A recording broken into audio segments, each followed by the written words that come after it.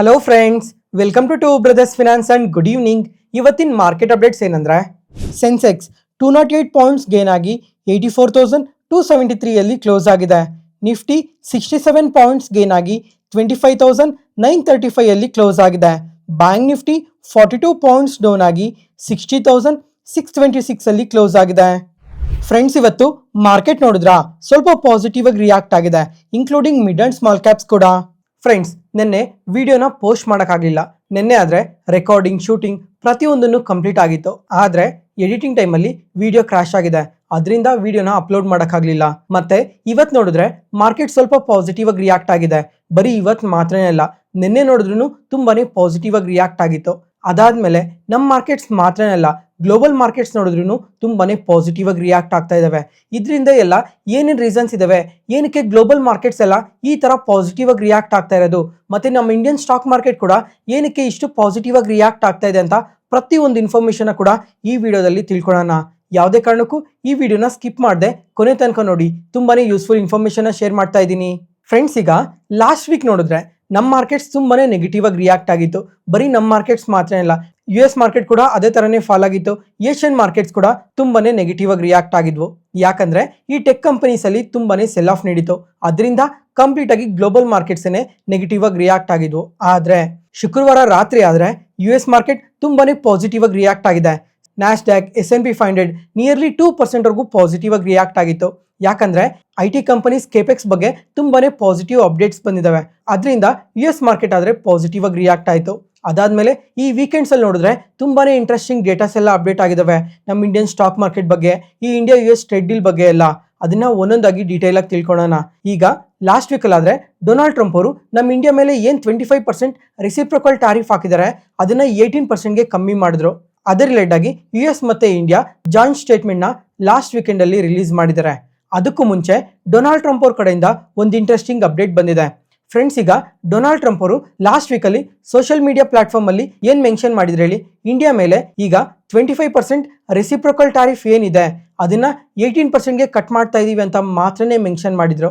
ಆದ್ರೆ ನಮ್ಮ ಇಂಡಿಯಾ ಮೇಲೆ ಅಡಿಷನಲ್ 25% ಟ್ಯಾರಿಫ್ ಏನಿದೆ ಇದು ರಷ್ಯನ್ ಆಯಿಲ್ ನ ಇಂಪೋರ್ಟ್ ಮಾಡ್ತಾ ಇರೋ ಕಾರಣದಿಂದ ಹಾಕಿದ್ರಲ್ವಾ, ಅದರ ರಿಲೇಟೆಡ್ ಆಗಿ ಯಾವುದೇ ತರ ಸ್ಟೇಟ್ಮೆಂಟ್ಸ್ ಇರಲಿಲ್ಲ. ಆದ್ರೆ ಇವಾಗ ಇದ್ರ ಬಗ್ಗೆ ಕೂಡ ಅಪ್ಡೇಟ್ ಮಾಡಿದ್ದಾರೆ. ಈಗ ಇಂಡಿಯಾ ಆದ್ರೆ ರಷ್ಯಾದಿಂದ ಆಯಿಲ್ ನ ಪರ್ಚೇಸ್ ಮಾಡೋದು ಕಂಪ್ಲೀಟ್ ಆಗಿ ಸ್ಟಾಪ್ ಮಾಡಾಕಿದ್ದಾರೆ. ಅದರಿಂದ ಈ ಅಡಿಷನಲ್ 25% ಟ್ಯಾರಿಫ್ ಏನಿದೆ ಅದನ್ನ ಕಂಪ್ಲೀಟ್ ಆಗಿ ರಿಮೂವ್ ಮಾಡ್ತಾ ಇದ್ದೀನಿ ಅಂತ ಪಾಸಿಟಿವ್ ಸ್ಟೇಟ್ಮೆಂಟ್ಸ್ ನ ಮಾಡಿದ್ದಾರೆ. ಅದ್ರ ಜೊತೆಗೆ ಒಂದ್ ವೇಳೆ ಕಮಿಂಗ್ ಟೈಮಲ್ಲಿ ಇಂಡಿಯಾ ಏನಾದ್ರು ಮತ್ತೆ ರಷ್ಯಾದಿಂದ ಆಯಿಲ್ ನ ಪರ್ಚೇಸ್ ಮಾಡೋದನ್ನ ಶುರು ಮಾಡಿದ್ರೆ ಅಡಿಷನಲ್ 25% ಟ್ಯಾರಿಫ್ ಏನಿದೆ ಅದನ್ನ ಇಮಿಡಿಯೇಟ್ ಆಗಿ ಹಾಕ್ತೀವಿ ಅಂತ ಕೂಡ ಸ್ಟೇಟ್ಮೆಂಟ್ಸ್ ನ ಮಾಡಿದ್ದಾರೆ. ಫ್ರೆಂಡ್ಸ್, ಈಗ ಈ ಜಾಯಿಂಟ್ ಸ್ಟೇಟ್ಮೆಂಟ್ ನ ರಿಲೀಸ್ ಮಾಡಿದ್ರಲ್ವಾ, ಇದ್ರ ರಿಲೇಟೆಡ್ ಆಗಿ ನಮ್ಮ ಇಂಡಿಯನ್ ಕಾಮರ್ಸ್ ಮಿನಿಸ್ಟರ್ ಆದ ಪಿಯೂಷ್ ಗೋಯಲ್ ಅವರಾದ್ರೆ ತುಂಬಾನೇ ಪಾಸಿಟಿವ್ ಕಮೆಂಟ್ಸ್ ನ ಮಾಡಿದ್ದಾರೆ. ಫ್ರೆಂಡ್ಸ್, ಈಗ ಟ್ಯಾರಿಫ್ ಅಂತಿದಂಗೆನೆ ಪ್ರತಿಯೊಂದು ಪ್ರಾಡಕ್ಟ್ ಇಂಡಿಯಾದಿಂದ ಏನ್ US ಹೋಗ್ತಾ ಇದೆ ಆ ಎಲ್ಲಾ ಪ್ರಾಡಕ್ಟ್ಸ್ ಮೇಲೂ 18% ಟ್ಯಾರಿಫ್ ಇರುತ್ತೆ ಅನ್ಕೊಂತೀವಲ್ವಾ, ಆದ್ರೆ ಅದು ಸುಳ್ಳು. ಈಗ ಇದ್ರ ಬಗ್ಗೆ ಡೀಟೇಲ್ ಆಗಿ ತಿಳ್ಕೊಳ್ಳೋಣ. ನಿಯರ್ಲಿ 50% ಪ್ರಾಡಕ್ಟ್ಸ್ ಏನಿದಾವೆ ಆ ಪ್ರಾಡಕ್ಟ್ಸ್ ಎಲ್ಲ 0% ಟ್ಯಾರಿಫ್ ಅಲ್ಲಿ ಇಂಡಿಯಾದಿಂದ USಗೆ ಎಕ್ಸ್ಪೋರ್ಟ್ ಮಾಡ್ತೀವಿ. ಮತ್ತೆ 35% ಪ್ರಾಡಕ್ಟ್ಸ್ ಏನಿದಾವೆ ಅವು ಮಾತ್ರನೇ 18% ಟ್ಯಾರಿಫ್ ಅಂಡರ್ ಅಲ್ಲಿ ಬರೋದು. ಫ್ರೆಂಡ್ಸ್, ಈಗ ಎಲ್ಲರಿಗೂ ಗೊತ್ತಿರೋ ಹಾಗೆ ಇಂಡಿಯಾ ಮೇಲೆ 18% ಟ್ಯಾರಿಫ್ ಇದೆ, ಓಕೆನಾ. 18% ಟ್ಯಾರಿಫ್ ಅಂಡರ್ ಅಲ್ಲಿ USಗೆ ಎಕ್ಸ್ಪೋರ್ಟ್ ಮಾಡೋದು ಯಾವಾಗ ಶುರು ಆಗುತ್ತೆ ಅಂದ್ರೆ ನೆಕ್ಸ್ಟ್ ವೀಕ್ ಅಲ್ಲಿ ಶುರು ಆಗುತ್ತೆ. ಈಗ ಲಾಸ್ಟ್ ವೀಕ್ ಅಲ್ಲಿ ನೋಡಿದ್ರೆ ಟ್ರೇಡ್ ನೆಗೋಸಿಯೇಷನ್ಸ್ ಕಂಪ್ಲೀಟ್ ಆಗಿದೆ. ಇವಾಗ 2 ಕಂಟ್ರಿಯ ಗೌರ್ಮೆಂಟ್ಸ್ ಒಪ್ಕೊಂಡಿದ್ದಾರೆ ಟ್ರೇಡ್ ಬಗ್ಗೆ ಎಲ್ಲ. ಈಗ ಪ್ರತಿ ಪ್ರಾಡಕ್ಟ್ ನೆಕ್ಸ್ಟ್ ವೀಕ್ ಇಂದ ಯಾವುದೇ ಪ್ರಾಡಕ್ಟ್ ನ ನಾವು ಎಕ್ಸ್ಪೋರ್ಟ್ ಮಾಡಿದ್ರೆ ಇಂಡಿಯಾದಿಂದ ಅದು 18% ಟ್ಯಾರಿಫ್ ಅಂಡರ್ ಅಲ್ಲಿ ಹೋಗ್ಬೇಕಾಗಿರುತ್ತೆ, ಓಕೆನಾ. ಅದರಿಂದ ಈ Q4 ರಿಸಲ್ಟ್ಸ್ ಅಲ್ಲಿ ಬೆಟರ್ ಗ್ರೋತ್ ನ ಎಕ್ಸ್ಪೆಕ್ಟ್ ಮಾಡ್ಬೋದು. ಯಾಕಂದ್ರೆ ಇನ್ನ 1.5 ಮಂತ್ ಇದೆ ಅಲ್ವಾ, ಈ 1.5 ಮಂತ್ ಅಲ್ಲಿ ಯಾವುದೇ ತರ ಟ್ಯಾರಿಫ್ ಇಲ್ಲದೆ ನಮ್ಮ ಪ್ರಾಡಕ್ಟ್ಸ್ ಎಲ್ಲ USಗೆ ಹೋಗ್ತಾ ಇರೋ ಕಾರಣದಿಂದ ಬೆಟರ್ ರಿಸಲ್ಟ್ಸ್ ನ ಎಕ್ಸ್ಪೆಕ್ಟ್ ಮಾಡ್ಬೋದು. ಅದಾದ್ಮೇಲೆ ಕಂಪ್ಲೀಟ್ ಆಗಿ ಯಾವಾಗ ಪಾಸಿಟಿವ್ ಆಗಿ ಟರ್ನ್ ಆಗುತ್ತೆ ಅಂದ್ರೆ Q1 ಅಲ್ಲಿ ಟರ್ನ್ ಆಗೋ ಚಾನ್ಸಸ್ ತುಂಬಾನೇ ಜಾಸ್ತಿ ಇದೆ. ನೋಡೋಣ Q1 ಅಲ್ಲಿ ನಮ್ಮ ಕಂಪನೀಸ್ ಎಲ್ಲ ಯಾವ ತರ ರಿಸಲ್ಟ್ಸ್ ನ ಪೋಸ್ಟ್ ಮಾಡ್ತವೆ ಅಂತ. ಲಾಸ್ಟ್ ವೀಕ್ ಅಲ್ಲಿ ಮೆನ್ಷನ್ ಮಾಡಿದ್ದೆ ಸೆಷನ್ 232 ಅಂಡರ್ ಅಲ್ಲಿ ಸ್ವಲ್ಪ ಪ್ರಾಡಕ್ಟ್ಸ್ ಮೇಲೆ ಇನ್ನೂ ಹೈಯರ್ ಟ್ಯಾರಿಫ್ ಇರುತ್ತೆ ಅಂತ. ಫಸ್ಟ್ ಈಗ 0% ಟ್ಯಾರಿಫ್ ಅಂಡರ್ ಅಲ್ಲಿ ಯಾವ್ಯಾವ ಸೆಕ್ಟರ್ಸ್ ಬರುತ್ತೆ ಅಂತ ನೋಡಿದ್ರೆ pharma, gems and jewelleries, electronics, agriculture products ಇಷ್ಟು ಸೆಗ್ಮೆಂಟ್ ರಿಲೇಟೆಡ್ ಆಗಿ ಇಂಡಿಯಾದಿಂದ ಯಾವುದೇ ಪ್ರಾಡಕ್ಟ್ ನ USಗೆ ಎಕ್ಸ್ಪೋರ್ಟ್ ಮಾಡಿದ್ರೆ 0% ಟ್ಯಾರಿಫ್ ಅಲ್ಲಿ ಎಕ್ಸ್ಪೋರ್ಟ್ ಮಾಡ್ಬೋದು. ಇದರಿಂದ ತುಂಬಾನೇ ಕಂಪನೀಸ್ಗೆ ಅಡ್ವಾಂಟೇಜ್ ಇರುತ್ತೆ. ಎಕ್ಸಾಂಪಲ್, ಈಗ ಫಾರ್ಮಾ ಅಂಡರ್ ಅಲ್ಲಿ ನೋಡಿದ್ರೆ ಸಿಪ್ಲಾ, ಸನ್ಫಾರ್ಮಾ, ಡಾಕ್ಟರ್ ರೆಡ್ಡಿಸ್ ಈ ಕಂಪನೀಸ್ಗೆಲ್ಲ ಇದು ತುಂಬಾನೇ ಪಾಸಿಟಿವ್ ಆಗುತ್ತೆ. ಅದಾದ್ಮೇಲೆ ಜೆಮ್ಸ್ ಅಂಡ್ ಜ್ಯುವೆಲರಿ ಸೆಗ್ಮೆಂಟ್ ಅಲ್ಲಿ ನೋಡಿದ್ರೆ ಕಲ್ಯಾಣ್ ಜ್ಯುವೆಲರ್ಸ್, ಟೈಟಾನ್ಗೆ ಇದು ತುಂಬಾನೇ ಅಡ್ವಾಂಟೇಜ್ ಇರುತ್ತೆ. ಎಲೆಕ್ಟ್ರಾನಿಕ್ಸ್ ಅಲ್ಲಿ ನೋಡಿದ್ರೆ ಡಿಕ್ಸಾನ್ ಟೆಕ್ನಾಲಜೀಸ್, ಕೇನ್ಸ್ ಟೆಕ್ನಾಲಜೀಸ್ಗೆ ತುಂಬಾನೇ ಅಡ್ವಾಂಟೇಜ್ ಇರುತ್ತೆ. ಅದಾದ್ಮೇಲೆ ಅಗ್ರಿಕಲ್ಚರ್ ಪ್ರಾಡಕ್ಟ್ಸ್ ರಿಲೇಟೆಡ್ ಆಗಿ ನೋಡಿದ್ರು ಈ ಟಾಟಾ ಕನ್ಸ್ಯೂಮರ್ಸ್ ಅವ್ರಿಗೆ ತುಂಬಾನೇ ಪಾಸಿಟಿವ್ ಆಗಿರುತ್ತೆ. ಇದೇ ತರ ಇನ್ನ ತುಂಬಾ ಕಂಪನೀಸ್ಗೆ ಅಡ್ವಾಂಟೇಜ್ ಇರುತ್ತೆ. ಮತ್ತೆ ಈ 18% ಟ್ಯಾರಿಫ್ ಅಂಡರ್ ಅಲ್ಲಿ ನೋಡಿದ್ರೆ ತುಂಬಾ ಸೆಕ್ಟರ್ಸ್ ಇದಾವೆ. ಎಕ್ಸಾಂಪಲ್ ಈಗ textiles, apparel, footwear, leather, plastic, rubber, chemical, engineering goods, machineries, ಈ ತರ ಈ ಪ್ರಾಡಕ್ಟ್ಸ್ ಎಲ್ಲ 18% ಟ್ಯಾರಿಫ್ ಅಂಡರ್ ಅಲ್ಲಿ ಬರುತ್ತೆ. ಈಗ ಈ ಟೆಕ್ಸ್ಟೈಲ್ಸ್ ಅಲ್ಲಿ ನೋಡಿದ್ರೆ ಯಾವ್ಯಾವ ಕಂಪನೀಸ್ಗೆ ಅಡ್ವಾಂಟೇಜ್ ಇರುತ್ತೆ ಅಂದ್ರೆ Gokaldas exports, Welspun living, ಇಂಡೋಕೌಂಟ್, Arvind fashions, ಈ ತರ ಇನ್ನೂ ಹಲವಾರು ಕಂಪನೀಸ್ಗೆ ಇದರಿಂದ ಅಡ್ವಾಂಟೇಜ್ ಇರುತ್ತೆ. ಅದಾದ್ಮೇಲೆ ಯಾವ್ಯಾವ ಸೆಕ್ಟರ್ ಇಂದ ಯಾವ್ಯಾವ ಕಂಪನೀಸ್ಗೆ ಅಡ್ವಾಂಟೇಜ್ ಇರುತ್ತೆ ಅಂತ ನೀವು ಇಲ್ಲೇ ನೋಡ್ಬೋದು. ಮತ್ತೆ ಫ್ರೆಂಡ್ಸ್ ಈಗ ಈ ಸೆಷನ್ 232 ಅಂಡರ್ ಅಲ್ಲಿ ನೋಡಿದ್ರೆ ಇಲ್ಲಿ ಸ್ಟೀಲ್ ಮತ್ತೆ ಅಲ್ಯೂಮಿನಿಯಂ ಪ್ರಾಡಕ್ಟ್ಸ್ ಮೇಲೆ ಸುಮಾರು 50% ಟ್ಯಾರಿಫ್ ಇದೆ. ಕಮ್ಮಿಂಗ್ ಟೈಮಲ್ಲಿ ನೆಗೋಸಿಯೇಷನ್ಸ್ ಎಲ್ಲ ಮಾಡ್ತಾ ಇದ್ರ ರಿಲೇಟೆಡ್ ಕೂಡ ಟ್ಯಾರಿಫ್ ನ ಕಮ್ಮಿ ಮಾಡ್ತೀವಿ ಅಂತ ಪಿಯೂಷ್ ಗೋಯಲ್ ಅವರು ಮೆನ್ಷನ್ ಮಾಡಿದ್ದಾರೆ. ಈ ತರ ಟ್ಯಾರಿಫ್ ರಿಲೇಟೆಡ್ ಆಗಿ ತುಂಬಾನೇ ಬೆನಿಫಿಟ್ ಇದೆ ಅಂತಾನೆ ನಿನ್ನೆ ನಮ್ಮ ಮಾರ್ಕೆಟ್ಸ್ ತುಂಬಾನೇ ಪಾಸಿಟಿವ್ ಆಗಿ ರಿಯಾಕ್ಟ್ ಆಗಿದ್ದು. ಅದೇ ಪಾಸಿಟಿವಿಟಿನೇ ಇವತ್ತು ಕೂಡ ನಮ್ಮ ಮಾರ್ಕೆಟ್ ಅಲ್ಲಿ ಕಂಟಿನ್ಯೂ ಆಗಿದೆ. ಫ್ರೆಂಡ್ಸ್ ಈಗ ತುಂಬಾ ಸಲನೇ ಮೆನ್ಷನ್ ಮಾಡಿದೆ, ಈಗ ಇಂಡಿಯಾ ಮತ್ತೆ US ಟ್ರೇಡ್ ಡೀಲ್ ಇಂದ ಟೆಕ್ಸ್ಟೈಲ್ಸ್ ಮತ್ತೆ ಸೀ ಫುಡ್ ರಿಲೇಟೆಡ್ ಆಗಿ ವರ್ಕ್ ಮಾಡೋ ಕಂಪನೀಸ್ಗೆ ತುಂಬಾನೇ ಅಡ್ವಾಂಟೇಜ್ ಇರುತ್ತೆ ಅಂತ. ಆದ್ರೆ ಇವತ್ತು ಈ ಗೋಕುಲ್ದಾಸ್ ಎಕ್ಸ್ಪೋರ್ಟ್ಸ್, ವೆಲ್ಸ್ಪನ್ ಲಿವಿಂಗ್, ಇಂಡೋಕೌಂಟ್ ಈ ಕಂಪನೀಸ್ ಎಲ್ಲ ಸ್ವಲ್ಪ ನೆಗೆಟಿವ್ ಆಗಿ ರಿಯಾಕ್ಟ್ ಆಗಿದ್ದಾವೆ. ಇದಕ್ಕೆ ಮೇನ್ ರೀಸನ್ ಏನು ಅಂತಂದ್ರೆ ಈಗ ಇಂಡಿಯಾ ಯಾವ ತರ US ಜೊತೆ ಟ್ರೇಡ್ ಡೀಲ್ ಕಂಪ್ಲೀಟ್ ಮಾಡ್ಕೊಂಡಿದ್ಯೋ ಅದೇ ತರ ಬಾಂಗ್ಲಾದೇಶ್ ಅವರು ಕೂಡ ಟ್ರೇಡ್ ಡೀಲ್ ನ ಕಂಪ್ಲೀಟ್ ಮಾಡ್ಕೊಂಡಿದ್ದಾರೆ. ಮುಂಚೆ ನೋಡಿದ್ರೆ ಒಂದು 8 months ಬ್ಯಾಕ್ ನೋಡಿದ್ರೆ US ಬಾಂಗ್ಲಾದೇಶ್ ಮೇಲೆ 37% ಟ್ಯಾರಿಫ್ ನ ಹಾಕಿದ್ರು. ಅದಾದ್ಮೇಲೆ ನೆಗೋಸಿಯೇಷನ್ಸ್ ಎಲ್ಲ ಮಾಡ್ತಾ ಬಾಂಗ್ಲಾದೇಶ್ ಮೇಲೆ 20% ಟ್ಯಾರಿಫ್ ಅಂಡರ್ ಅಲ್ಲಿ ಬಂತು. ಅದಾದ್ಮೇಲೆ ನಿನ್ನೆ ಕೂಡ ಅಡಿಷನಲ್ ಆಗಿ ನೆಗೋಸಿಯೇಷನ್ ನ ನಡೆಸಿದ್ದಾರೆ. ಈಗ US ಆದ್ರೆ ಬಾಂಗ್ಲಾದೇಶ್ ಮೇಲೆ ಟ್ಯಾರಿಫ್ ನ 19%ಗೆ ಕಮ್ಮಿ ಮಾಡಿದ್ದಾರೆ. ಈ ತರ 19%ಗೆ ಕಮ್ಮಿ ಮಾಡಿದ್ರೆ ಇಂಡಿಯಾಗೆ ಯಾವ ತರ ಎಫೆಕ್ಟ್ ಅಂತ ನೀವು ಕೇಳ್ಬೋದು.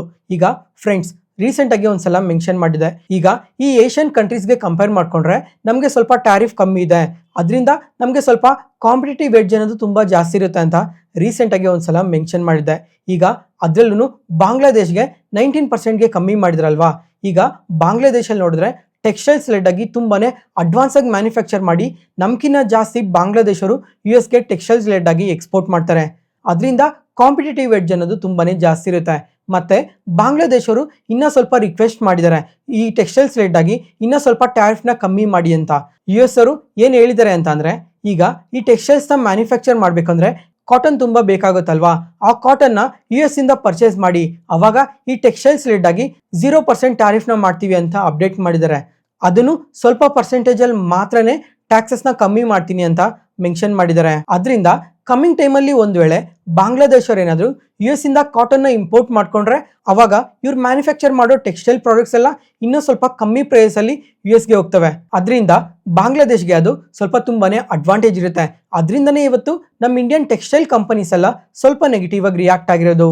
ಮತ್ತೆ ಫ್ರೆಂಡ್ಸ್ ಈಗ ಆಗ್ಲೇ ಮೆನ್ಷನ್ ಮಾಡಿದ್ದೆ, ಬಾಂಗ್ಲಾದೇಶ್ ನಮ್ಕಿನ್ನ ಜಾಸ್ತಿ US ಗೆ ಈ ಟೆಕ್ಸ್ಟೈಲ್ಸ್ ನ ಎಕ್ಸ್ಪೋರ್ಟ್ ಮಾಡ್ತಾರೆ ಅಂತ.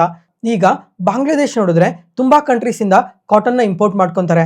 ಅದ್ರಲ್ಲೂ ಬ್ರೆಜಿಲ್ ಇಂದ ತುಂಬಾನೇ ಕಮ್ಮಿ ಪ್ರೈಸ್ ಅಲ್ಲಿ ಕಾಟನ್ ನ ಇಂಪೋರ್ಟ್ ಮಾಡ್ಕೊಂಡು ಮ್ಯಾನುಫ್ಯಾಕ್ಚರ್ ಮಾಡ್ತಾರೆ. ಇಂಡಿಯಾ ಕೂಡ ಬಾಂಗ್ಲಾದೇಶಿಂದ ತುಂಬಾನೇ ಕಾಟನ್ ನ ಇಂಪೋರ್ಟ್ ಮಾಡ್ಕೊಂತಾರೆ, ಯಾಕಂದ್ರೆ ಕಮ್ಮಿ ಪ್ರೈಸ್ ಅಲ್ಲಿ ಸಿಗ್ತವೆ ಅಂತ. ನೋಡೋಣ ಕಮ್ಮಿಂಗ್ ಟೈಮಲ್ಲಿ ಬಾಂಗ್ಲಾದೇಶ್ ಏನಾದ್ರು US ಇಂದ ಕಾಟನ್ ನ ಇಂಪೋರ್ಟ್ ಮಾಡ್ಕೊಂತಾರಾ ಇಲ್ವಾ ಅಂತ. ನೆಕ್ಸ್ಟ್ ಅದಾದ್ಮೇಲೆ ಫ್ರೆಂಡ್ಸ್ ನಿನ್ನೆ ನೋಡಿದ್ರೆ ಗ್ಲೋಬಲ್ ಮಾರ್ಕೆಟ್ಸ್ ತುಂಬಾನೇ ಪಾಸಿಟಿವ್ ಆಗಿ ರಿಯಾಕ್ಟ್ ಆಗಿತ್ತು. ಅದ್ರಲ್ಲೂ ಜಪಾನ್ ಮಾರ್ಕೆಟ್ ಆದ್ರೆ ನಿಯರ್ಲಿ 5% ವರೆಗೂ ಪಾಸಿಟಿವ್ ಆಗಿ ರಿಯಾಕ್ಟ್ ಆಗಿತ್ತು. ಯಾಕಂದ್ರೆ ಈ ವೀಕೆಂಡ್ ಅಲ್ಲಿ ಎಲೆಕ್ಷನ್ ನಡೆದಿದೆ. ಈಗ ಲಾಸ್ಟ್ ಗೌರ್ಮೆಂಟ್ ಏನೇ ಮೆಜಾರಿಟಿನ ಪ್ರೂವ್ ಮಾಡ್ಕೊಂಡು ಮತ್ತೆ ಆಡಳಿತಕ್ಕೆ ಬಂದಿದ್ದಾರೆ. ಈಗ ಜಪಾನ್ ಪ್ರೈಮ್ ಮಿನಿಸ್ಟರ್ ಆದ ಸಾನೆ ತಾಕೈಚಿ ಅವರು ಸ್ಟಾಕ್ ಮಾರ್ಕೆಟ್ ಪರವಾಗಿ ತುಂಬಾನೇ ಪಾಸಿಟಿವ್ ಕಮೆಂಟ್ಸ್ ನ ಮಾಡ್ತಾ ಇರ್ತಾರೆ. ಅದ್ರ ಜೊತೆಗೆ ಪ್ರೀವಿಯಸ್ ಆಗಿ ಒಂದ್ಸಲ ಇಂಟ್ರೆಸ್ಟ್ ರೇಟ್ ನ ಇನ್ಕ್ರೀಸ್ ಮಾಡ್ತೀವಿ ಅಂತ ಇಲ್ಲ ತುಂಬಾ ಅಗ್ರೆಸಿವ್ ಆಗಿ ಸ್ಟೇಟ್ಮೆಂಟ್ಸ್ ಮಾಡ್ತಿದ್ರು.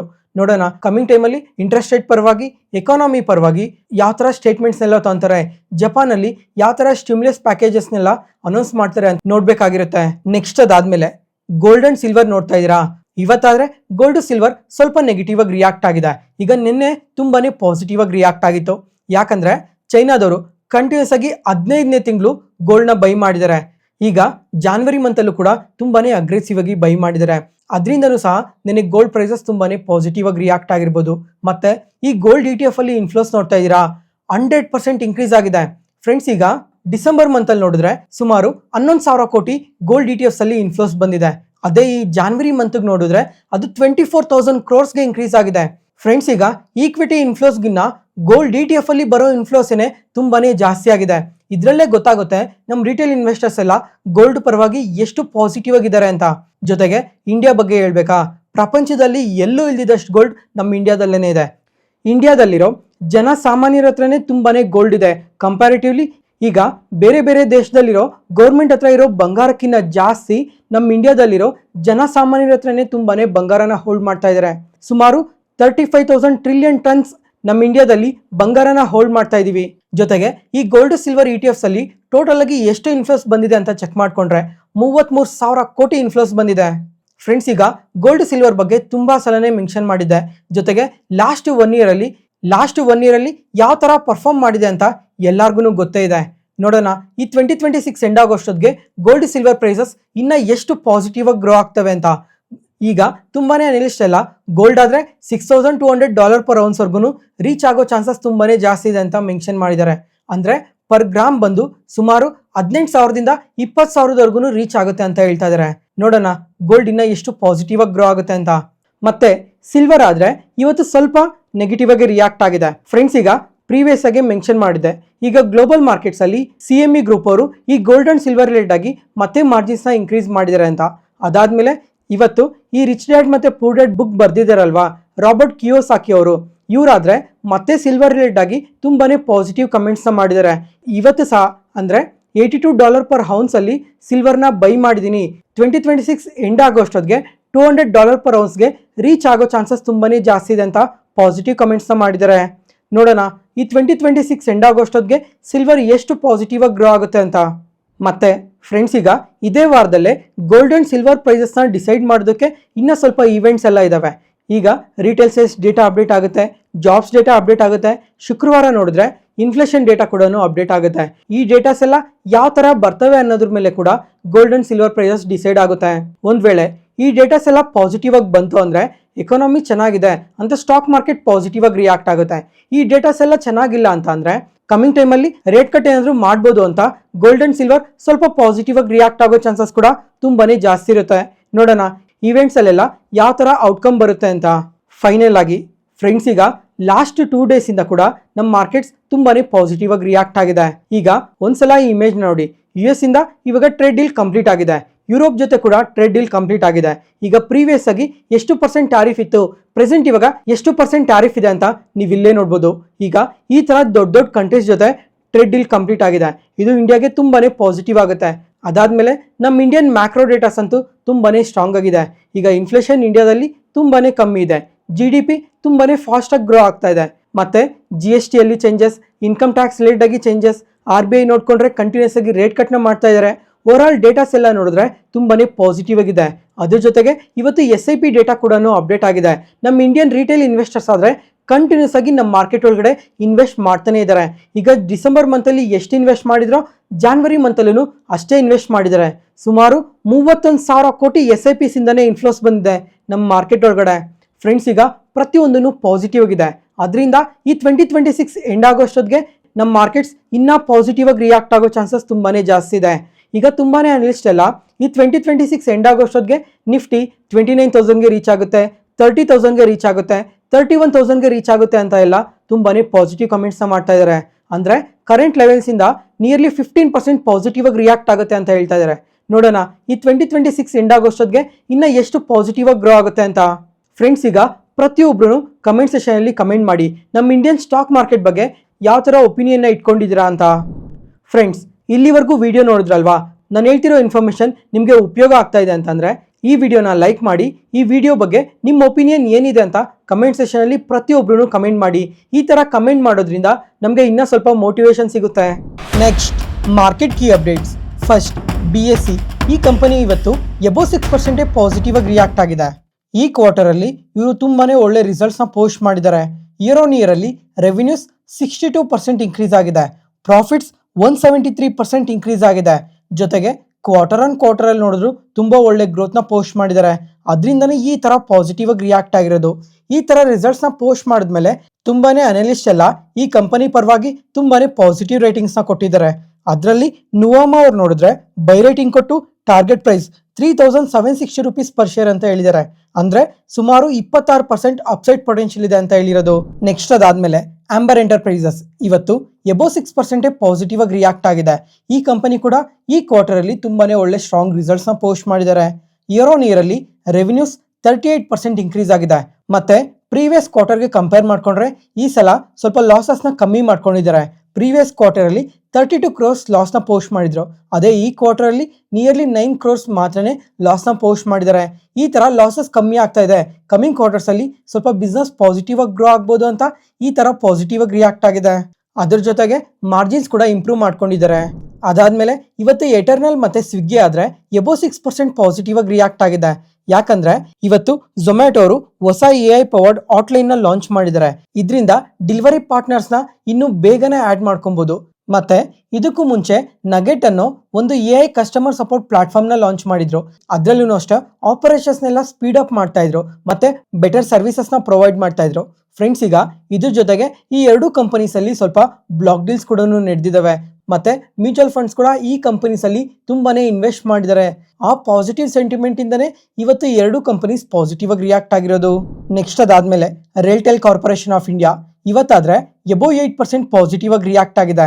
ಯಾಕಂದ್ರೆ ಈ ವೆಸ್ಟ್ ಸೆಂಟ್ರಲ್ ರೈಲ್ವೇಸ್ ಇಂದ ಸುಮಾರು 4550 ಕೋಟಿ ವರ್ತ್ ಆಫ್ ಆರ್ಡರ್ ಬಂದಿದೆ. ಅದರಿಂದನೇ ಈ ತರ ಪಾಸಿಟಿವ್ ಆಗಿ ರಿಯಾಕ್ಟ್ ಆಗಿರೋದು. ನೆಕ್ಸ್ಟ್ ಅದಾದ್ಮೇಲೆ ಇವತ್ತು ಆಟೋ ಕಾಂಪೊನೆಂಟ್ಸ್ ಲಿಡ್ ಆಗಿ ವರ್ಕ್ ಮಾಡೋ ಒಂದು ಕಂಪನಿ 20% ಪಾಸಿಟಿವ್ ಅಲ್ಲಿ ಸರ್ಕ್ಯೂಟ್ ಲಾಕ್ ಆಗಿದೆ. ಅದೇ ಲುಮ್ಯಾಕ್ಸ್ ಇಂಡಸ್ಟ್ರೀಸ್. ಇವರು ಈ ಕ್ವಾರ್ಟರ್ ಅಲ್ಲಿ ತುಂಬಾನೇ ಒಳ್ಳೆ ರಿಸಲ್ಟ್ಸ್ ನ ಪೋಸ್ಟ್ ಮಾಡಿದ್ದಾರೆ. ಅದರಿಂದನೇ ಪಾಸಿಟಿವ್ ಆಗಿ ರಿಯಾಕ್ಟ್ ಆಗಿರೋದು. ಇಯರ್ ಆನ್ ಇಯರ್ ಅಲ್ಲಿ ರೆವಿನ್ಯೂಸ್ ಆದ್ರೆ 18% ಇನ್ಕ್ರೀಸ್ ಆಗಿದೆ. ಪ್ರಾಫಿಟ್ಸ್ 40% ಇನ್ಕ್ರೀಸ್ ಆಗಿದೆ. ಓವರ್ ಆಲ್ ರಿಸಲ್ಟ್ಸ್ ಆದ್ರೆ ತುಂಬಾನೇ ಪಾಸಿಟಿವ್ ಆಗಿ ಪೋಸ್ಟ್ ಮಾಡಿದ್ದಾರೆ.